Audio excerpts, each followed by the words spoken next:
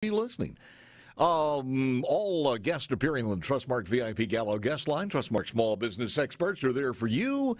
Our C-Spire text line also is 601-879-4395. Don't forget about that. SuperTalk.fm/watch is TV in high definition. Appearing now is the Mississippi House of Representatives District 75 representative. It is Tom Miles. Good morning, Tom. How are you, sir? It's good to have you. I'm making it. Good morning, Paul. Good to well, first of all, I just want to say a sincere condolence. And I think it resonated and it pained the hearts of a lot of people across the state when they heard about your mother. But we just wanted you to know that.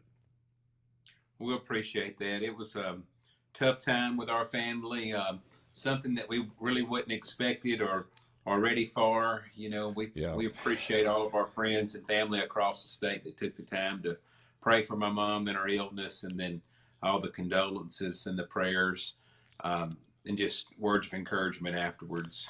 Well, I don't want to belabor this, but for folks who do not know that she was actively in working as a nurse, and some people might not know that.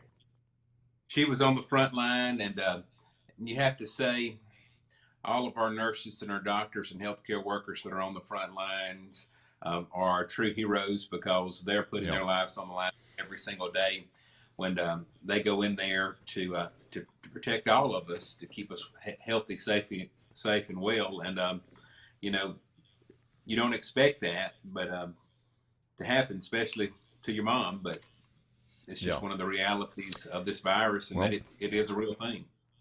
When we look back on this one 10 or 15 years, or hopefully in 2 or 3 years, and look at this, I think her name will be part of the dialogue about those heroes too.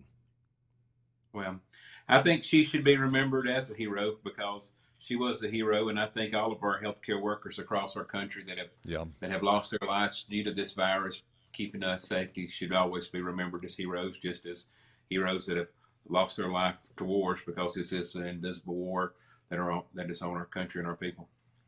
Let's talk about this. You had a good, interesting article the other day when we were talking about the broadband, and nothing has put the broadband weaknesses or need to make sure we take care of this across the entire state as this pandemic has. You want to speak to that? Yeah, you know, as we've seen, we had the hearings when we went back to the Capitol last week, and one of the hearings that we had, and it seemed like the room that was packed the most was dealing with education and broadband, and they go hand in hand since this pandemic has happened. You know, and when you're from a rural area like I'm from, and the most of the state is from, you know, that's the concern and complaints that we've been having from parents, that even with all these online classes, they're still not able to get on. Chairman Bounds he's over public utilities in the state, and I think he has the right approach. He said he didn't care which way or which path we went to it, but he wanted to get it done as fast as possible. So if something like this happens again, our students will be able to have access. You know, and out here in rural Scott County, or in even rural Rankin County, we don't have internet. You think that we would have it, and the kids can't get up.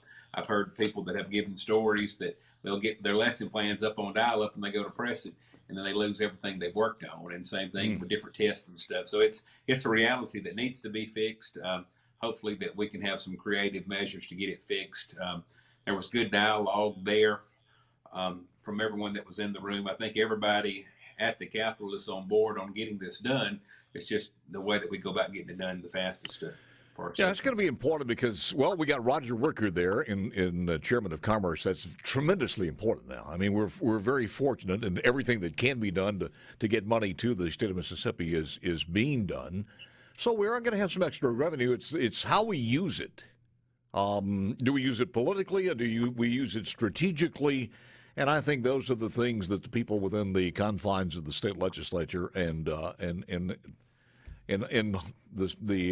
governor and the lieutenant governor and the speaker are going to have to make sure that happens. Yeah, I think everyone's on board. It's not political. It's about how we can get it there the fastest. We don't care if it's cellular. We don't care if it's through the EPAs or or through the cable companies or through the phone companies. We just want to get it there as fast as possible and hope that we can get it there and quit talking about getting it done and getting it actually done. That's what the people wanted to see. I agree with you. I asked the Speaker of the House about this because there is a battle behind the scenes to make sure to cut out the public, the private or parochial schools or any schools that are not public schools from these funds as far as distance learning is concerned. And I think that's a terrible idea. But your thoughts on that? I don't think it's really a battle versus public or private on this. I think it's accessibility to having the internet in rural areas for everyone can be a part of it. If we've got internet, it's a quality of life issue in rural areas that don't have it. You and I have it because we live in town. I live in the city of Forest. We have through the cable company. You live in town and you have it through several different options.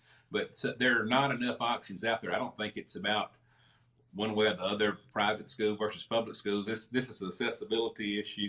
It's a quality of life issue.